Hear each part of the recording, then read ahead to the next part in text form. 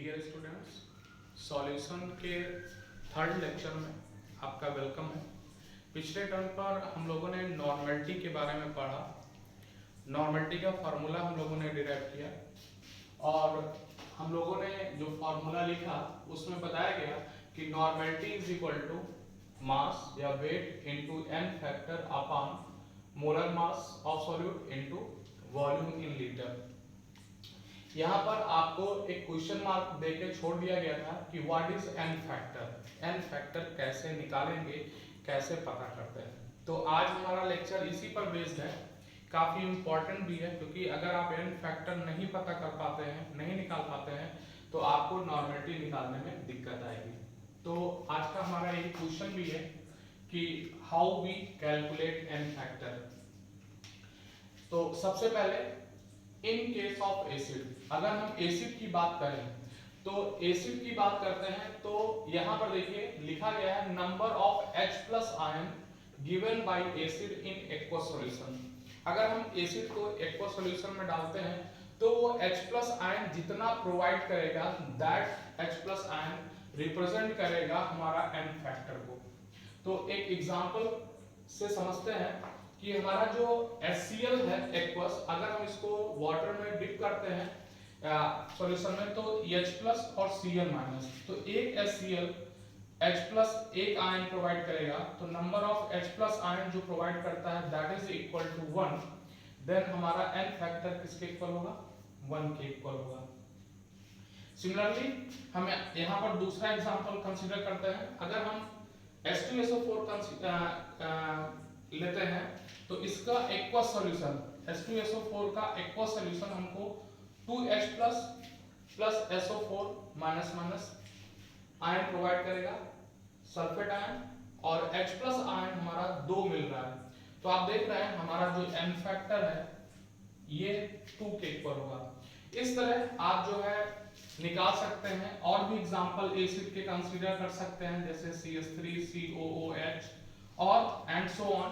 तो एसिड में कितना H+ आयन प्रोवाइड हो रहा है उससे आप n फैक्टर निकाल सकते हैं। तो ये एक इंपॉर्टेंट टर्म हुआ हमारा एसिड को लेकर। नेक्स्ट हम देखते हैं बेस को। इन केस ऑफ बेस, तो number of OH- ion given by base, number कोई भी बेस एक्वा सॉल्यूशन में कितना OH- आयन देता है दैट रिप्रेजेंट n फैक्टर। तो यहाँ हमारा जो m है ये मोल्स नहीं है, ये n फैक्टर है हमारा। तो अगर NaOH को एक्वा सॉल्यूशन में डिसॉल्व करेंगे तो Na+ और OH-, तो आप देख रहे हैं यहाँ एक OH- आयन दे रहा है तो यहाँ से n फैक्टर हमारा किसके इक्वल हो जाएगा? 1 के इक्वल हो जाएगा। बहुत बढ़िया। अगर हम सॉल्ट को कंसीडर करते हैं तो इन केस ऑफ सॉल्ट हम देखते हैं total magnitude of either positive और नेगेटिव चार्ज। ध्यान दीजिएगा यहाँ पर बात हो रही है आइदर पॉजिटिव और नेगेटिव चार्ज। तो ये हमारा जो है n फैक्टर रिप्रेजेंट करेगा। तो यहाँ पर अब अगर एग्जांपल देखें और एक सॉल्ट का एग्जांपल लें Na2CO3 सोडियम कार्बोनेट, तो यहाँ पर आप देख रहे हैं कि 2Na+ प्लस CO3-। तो यहाँ पर देखेंगे कि कह रहा है कि आइदर टोटल पॉजिटिव चार्ज और नेगेटिव चार्ज। तो यहाँ पॉजिटिव चार्ज देखें Na+ आयन एक नहीं देखना है, टोटल पॉजिटिव चार्ज देखना है। तो एक हमारा Na2CO3 2 Na+ दे रहा है। उसी तरह कार्बोनेट की बात करें तो यहाँ 2 माइनस चार्ज है तो यहाँ पर n फैक्टर की वैल्यू 2 आएगी। सिमिलरली एल्युमिनियम सल्फेट की बात करें हम तो Al2SO4 का होल थ्राइस, अगर इसको हम डिसॉल्व करते हैं तो हमको 2Al3+ और प्लस 3SO4- आयंस मिलेगा। तो अगर हम एक एल्युमिनियम के पास 3+ है तो अगर 2 एल्युमिनियम है तो 3 × 2 हमारा 6 टोटल पॉजिटिव चार्ज मिलेगा। सिमिलरली एक सल्फेट के पास 2 माइनस आयंस हैं तो 3 सल्फेट यहाँ से हमको मिल रहा है तो 3 × 2 = 6। तो चाहे हम पॉजिटिव चार्ज की बात करें चाहे नेगेटिव चार्ज की बात करें हमारे पास n फैक्टर यहाँ पर 6 मिल रहा है जो कि इंपॉर्टेंट है बेस के लिए।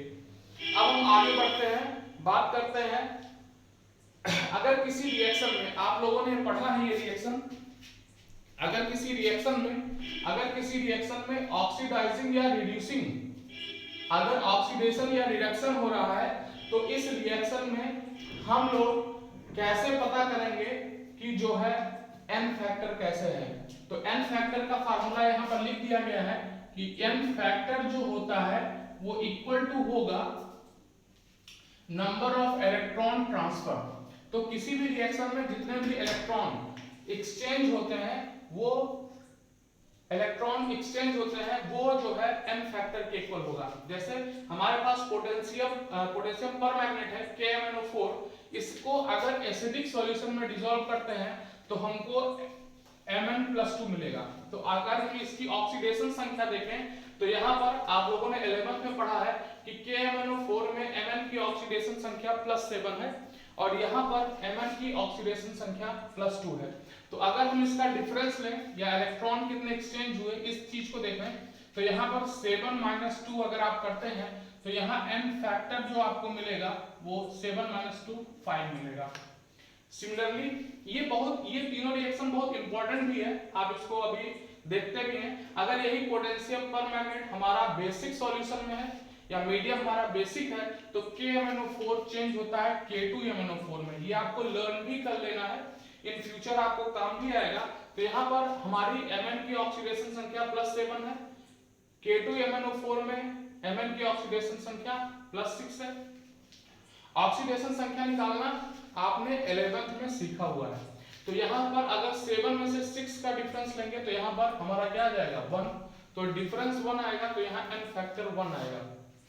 सिमिलरली थर्ड पार्ट में अगर हम KMnO4 न्यूट्रल मीडियम में कंसीडर करते हैं तो न्यूट्रल मीडियम में Mn यहाँ पर 7 है तो KMnO4 न्यूट्रल मीडियम में MnO2 में चेंज होता है। तो MnO2 यहाँ पर Mn की ऑक्सीडेशन संख्या निकालेंगे तो +4 आएगी। ये आप निकाले हुए हैं इसलिए यहाँ पर हम इसको निकालना आपको सिखा नहीं रहे हैं। तो यहाँ पर इन दोनों का डिफरेंस लेंगे तो 7 - 4 यहाँ पर क्या आएगा 3, that is the n factor. तो हमने यहाँ n फैक्टर एसिडिक मीडियम में, बेसिक मीडियम में, न्यूट्रल मीडियम में, सॉल्ट के केस में, साथ ही साथ अगर ऑक्सीडाइजिंग एंड रिड्यूसिंग प्रोसेस हो रही है तो उस केस में हम जो है n फैक्टर निकालना सीख गए हैं। अब हम बात करते हैं इक्विवेलेंट मास की। पिछले लेक्चर में आपको पढ़ाया गया था कि equivalent mass is equal to molar mass upon n factor. तो यहाँ पर ये सरप्राइजिंग चीज थी कि अगर आपको n फैक्टर नहीं पता है तो आप इक्विवेलेंट मास नहीं निकाल सकते। मोलर मास तो आपने 9th से निकालना सीखा हुआ है। तो अब हम इसी एग्जांपल को कंटिन्यू करते हैं। अगर हम KMnO4 का मोलर मास निकालें तो KMnO4 का मोलर मास 158 आएगा। तो देखिए डिफरेंट रिएक्शन में हमारा जो इक्विवेलेंट मास है वो अलग अलग आ जा रहा है। जैसे अगर हम इस KMnO4 का इक्विवेलेंट मास निकालें एसिडिक मीडियम में तो यहाँ पर फार्मूला देखिए molar mass upon n factor. तो मोलर मास 158 और n फैक्टर देखिए एसिडिक मीडियम में हमारा कितना आ रहा है 5, तो 158/5 इसको सॉल्व कर लीजिए आपको इक्विवेलेंट मास मिल जाएगा। सिमिलरली अगर हम बेसिक मीडियम की बात करें तो बेसिक मीडियम के लिए हमारा जो KMnO4 है उसके लिए n फैक्टर की वैल्यू कितनी आ रही है 1।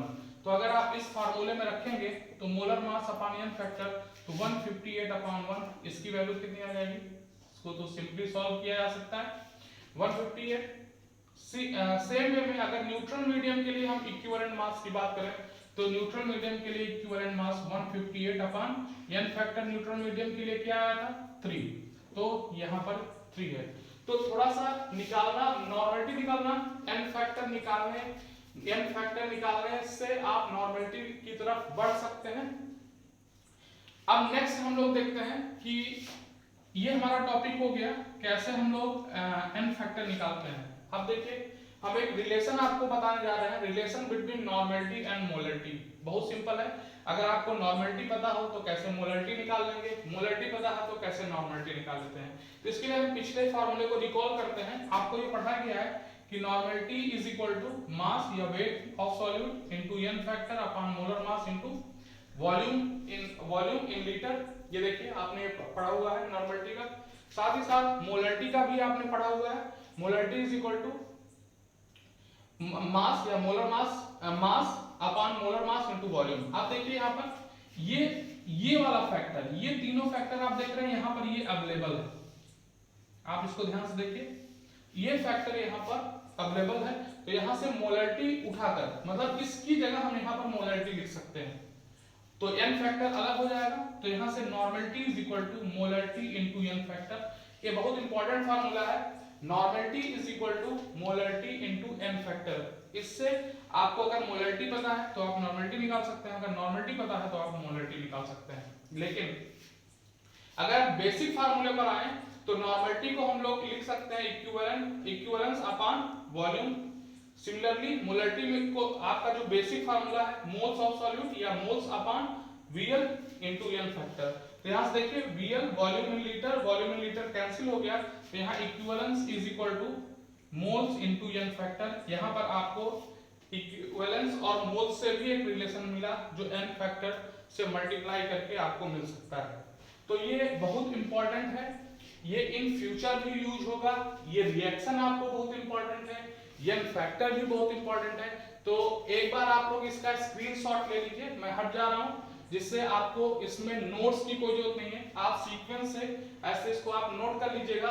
तो जो है आपको लिखना नहीं आपको नोट्स की कोई जरूरत नहीं होगी, आप एक बार इसको देख लीजिए।